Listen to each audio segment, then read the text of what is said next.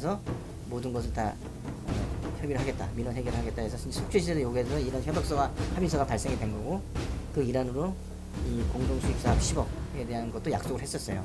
지자체장이 바뀔 때마다 이거에 대한 부분을 언급을 했어요. 했는데 그건 그 당시에 최용생 시장이 약속한 부분이기 때문에 지금 현 시장은 이거에 대해서 약간 그 책임을 회피를 하는 그런 뉘앙스가 있었어요. 그리고 다른 것도 많이 수산 지원을 해주는데 굳이 뭐 이걸 또 자꾸 결혼을 하느냐. 지난 지자체장이 약속한 부분. 강원도 속초 대포항. 한때 지역경제 활성화를 위해 추진됐던 마리나 개발 사업은 지금 수십 년째 이어지는 갈등과 소송으로 얼룩져 있습니다. 취재는 한 가지 의문에서 시작됐습니다. 도대체 왜 이 갈등은 끝나지 않는 것일까? 또 10억 원의 비밀각서는 도대체 무엇일까? 취재 과정에서 확보한 한 장의 합의서, 2012년 10월 15일 속초시장과 부시장, 관련 국과장, 대포 수협장, 대포 어촌계장이 서명한 공식 문서입니다. 그런데 취재진은 여기서 이상한 점을 발견했습니다. 이 문서에는 5가지 합의 내용이 있었습니다. 첫째, 중소기업 육성자금 2차 보전. 둘째, 화로 보관시설. 셋째, 어업인 복지회관. 넷째, 공동수익사업 10억 미만 지원. 다섯째, 난전 대체부지 관련 지원.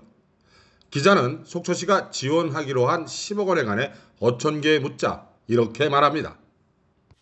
이 뭐 10억 미만 지원 관련? 이걸 얘기하는 이게 거예요? 이거예요. 그래서 10억을 주기로 했다는 게? 대포 어촌계에서 공동 수입 사업을 할 경우에는 사업 계획을 제출하면 거기에 관련해서 속초시가 10억 예산을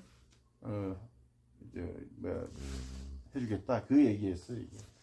그리고 속초시에서 모든 것을 다 협의를 하겠다, 민원 해결을 하겠다 해서 속초시에서 요구해서 이런 협약서가 합의서가 발생이 된 거고, 그 일환으로 이 공동수입사업 10억에 대한 것도 약속을 했었어요. 그렇다면 사업 당사자인 C마스터 측은 이 10억 원의 존재를 어떻게 기억하고 있을까? 취재진이 직접 확인한 C마스터 대표의 증언은 사뭇 구체적이었습니다. 그거는 속초시가 어촌계하고 이제 합의를 봐서 10억을 주겠다고 했으니까 그 당시에는 그렇게 반발이 없었어요. 최용생 시장이 그 10억에 대해서는 이제 어항사무소에서 그 문제가 자꾸 이제 대두가 되니까 그럼 시에서 책임을 져라. 그렇지 않으면 허가를 못 내준다 이렇게 된 거죠. 그러니까 최용생 시장이 모든 책임은 시가 지는 걸로 해서 서류를 올려가지고 허가가 난 거예요. 흥미롭게도 C마스터 역시 10억 약속의 존재 자체는 속초시가 부담한다고 하고 있습니다. 양측 모두 문제의 출발점으로 속초시 행정을 지목하고 있다는 점입니다. 그런데 취재 과정에서 이상한 점이 발견됩니다. 어촌계는 5개 합의사항 가운데 4개는 이행됐지만 유독 공익수익사업 10억 원 지원만 이행되지 않았다고 언급하면서 인터뷰 도중 C마스터의 발전기금 내용을 언급했습니다. 그렇게 얘기가 나왔었어요. 이 협약 쓰고 협약서가 팩트라는 걸 알고 있었으니까 김태재 회장은 뭐라 그랬냐면 마을 어민들하고 상생하겠다. 우리가 이 푼돈 제작하면 우리 혼자 먹고 살지 않고 어민들에게 뭔가 이렇게 좀 다시 잉여가 될 수 있는 거 쉐어하겠다. 그리고 무슨 발전기금도 주겠다. 아무것도 안 해. 그래놓고 푼돈을 지멋대로 하려는 거. 그러면 당신이 우리하고 협약한 게 아무것도 없는데 어떻게 이걸 하려고 그러냐. 확인한 결과 어촌계는 속초시의 10억 원 외에도 사업자인 C마스터를 향해 발전기금을 요구한 것으로 보입니다.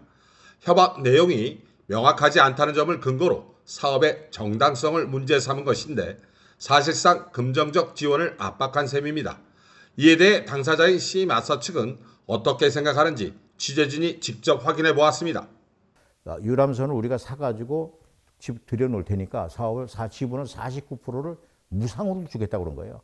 그건 1원도 안 받고 어촌계에 그냥 주겠다고 그런 거예요. 근데 51%는 우리가 인사권을 행사해야 되니까 51%는 가지고 있어야 되지 않겠냐 했는데 어촌계에서 그걸 거절했어요.